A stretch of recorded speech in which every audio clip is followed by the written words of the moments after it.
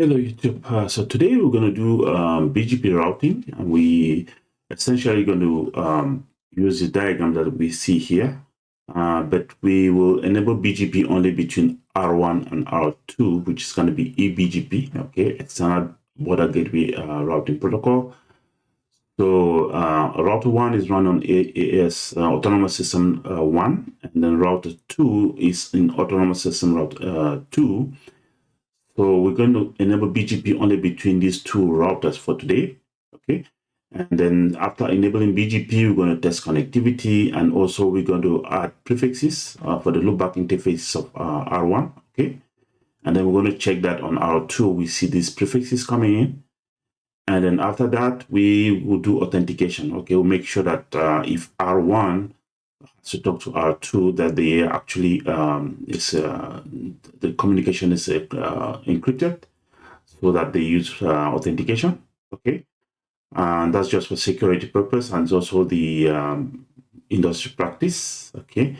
So for now, nothing is configured on R1 and R2 apart from the initial configuration. We're going to check that right now. So if I just lower this down, I bring up R1, we do show IP interface brief. Okay, so we see only the interfaces are configured, even the loopbacks are configured. If I do show run, see there's no routing configured. Okay, so I'm going to enable BGP on router 1. Okay, so just to enable BGP, I'm just going to do configure terminal. I'm going to see router BGP1, which is the autonomous system. Okay. I do question mark. So it's going to ask for autonomous system for router 1. I'm going to say router autonomous system 1. And then what network do I want to advertise? At this moment, I just want to advertise the loopback 0, which is our route, which is going to be our router ID. So if I do show run interface loopback 0. So this is a loopback 0 interface with this solenoid mask, which is the /10 or /10 /8. Sorry. So I'm going to do network 1.0.0.0. Okay. And if I do a question mark, it asks for the mask. If I do mask, I just say 255.0.0.0. Okay. I could just say enter without even putting the mask. It's still going to take it. Okay. So now after that, I'm going to do neighbor. Define a neighbor, which is 192.168.12.2. Okay. And this neighbor is in remote is in AS system 2. Okay. So defining our neighbor, which is in AS system 2. Say enter. Just like that, we have BGP configured on R1. So if I do show IP BGP summary, okay, we see we can actually it does see the neighbor. You can ping it. Okay, I don't know if we test it, but if I do a ping is going to work, but it doesn't exchange BGP routes yet. Okay, so that's why you see idle here. Okay, so it's idle because nothing is configured yet on R2. If I bring up R2 here, I do show run session router. Okay, see there's no configuration R2, so I'm going to do configure terminal. I'll do router BGP autonomous system 2. Okay, and then I'll provide a network. Our network this time for router 2 again is going to be our loopback, which is the router ID. I'm going to provide 2.0.0.0. Okay, and then the mask. I don't need to provide the mask. As I said, we have options. We could either provide the mask or we just say enter. Okay, and then we do neighbor 192.168.12.1, which is R1, and this R1 is remote AS of 1. Okay, just like that. eBGP is configured between R1 and R2. Okay, I go out of here, save it. Now let's check if eBGP is established between BGP is established between R1 and R2. Okay, that we just do show IP BGP summary. Okay, so now we see previously we saw the status idle. Now we see it's up since a number of since less than a minute.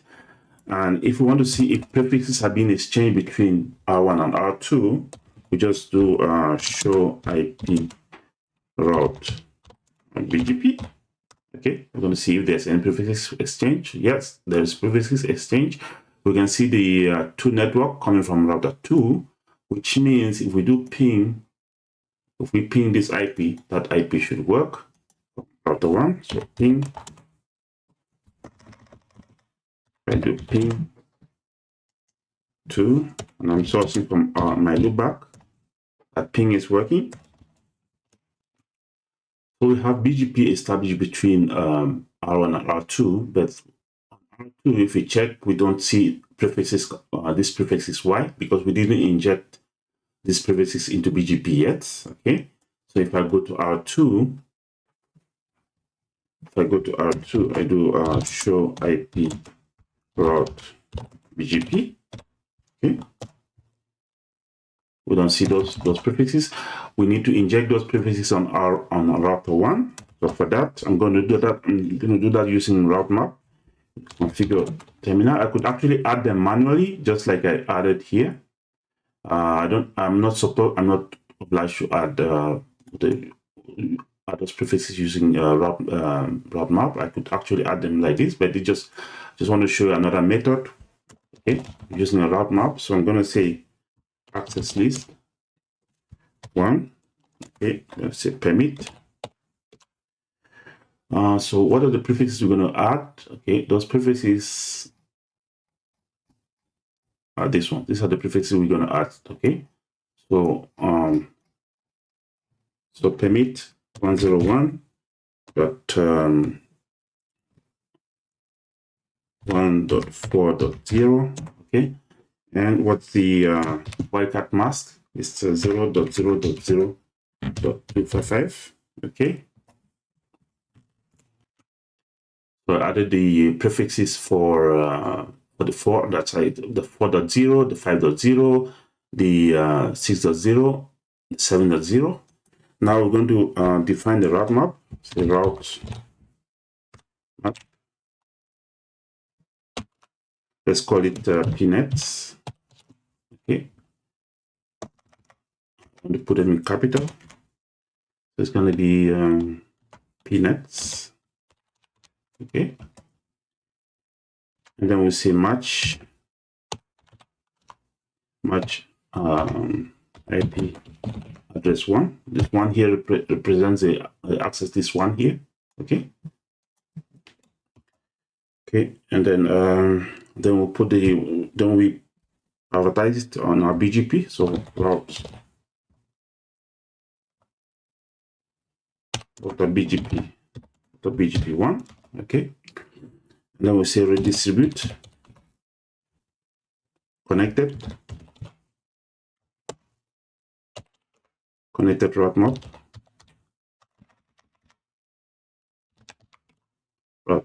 pnets.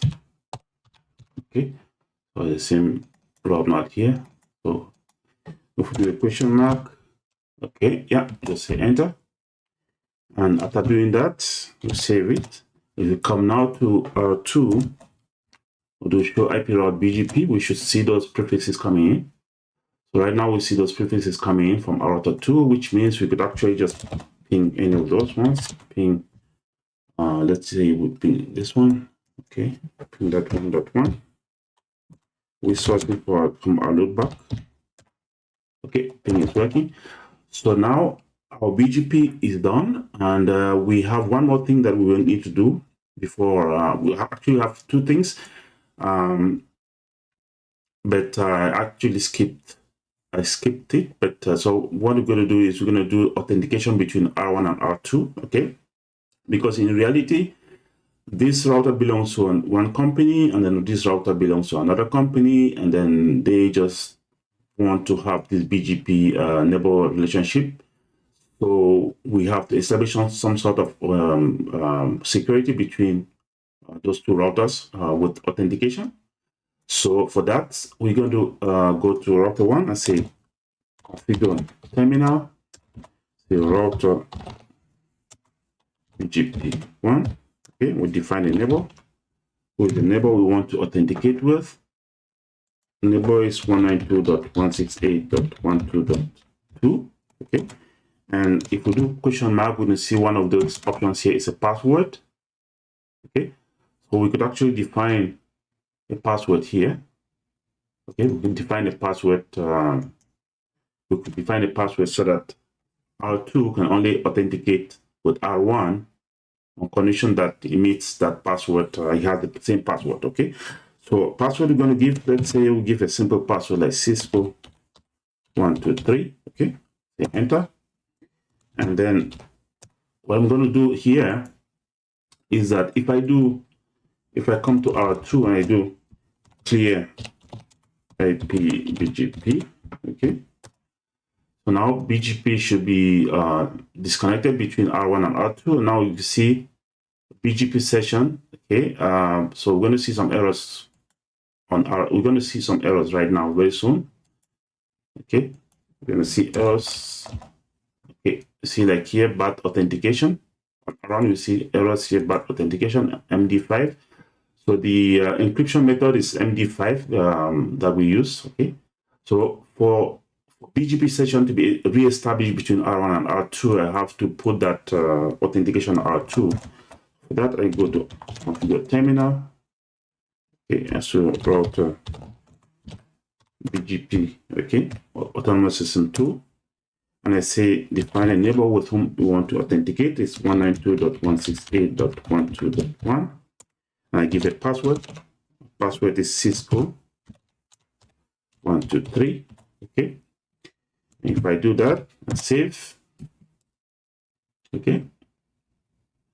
So just to avoid BGP synchronization that takes a bit of time, so we're going to do clear IP BGP, okay. That way we quickly synchronize router 1 and R2, router 1 and router 2, so that they quickly synchronize. And if I do show IP route BGP, okay. Okay, so we have our BGP route coming in again, okay. And there's something I didn't show you is, okay, so if I do show IP BGP neighbor host, okay, show IP BGP neighbor include, okay, I need to do include host. Okay, so BGP, if you see, check here, you see BGP works on this port 179.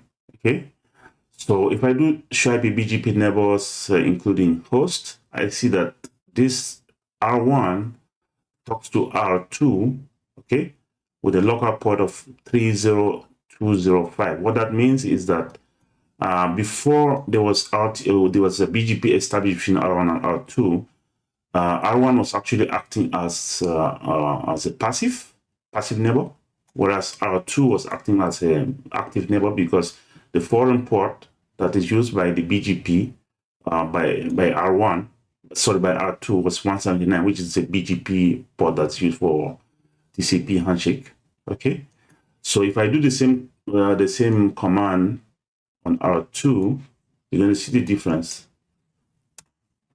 So the local port for R2 to establish BGP is 179, which means R2 was active. Why was it active? Because it's selected based on the higher IP address. Okay, so it's selected based on the higher IP address, and that's how it knows that this one has to be active and this one is passive. You could actually manually configure who is active and passive, But that's how BGP works. So that's basically what the last thing I wanted to show you for this video, and I'm going to stop here. And in our next video, what we're going to do is we're going to show IBGP. We're going to enable IBGP communication between R2 and R3. Okay, and after that, we make sure that we complete the eBGP connectivity between R1 and R3. Make sure there's BGP working between R1, R2, and R3. That's going to be the focus of our next video. All right. Thanks so much for watching, and talk to you in the next video.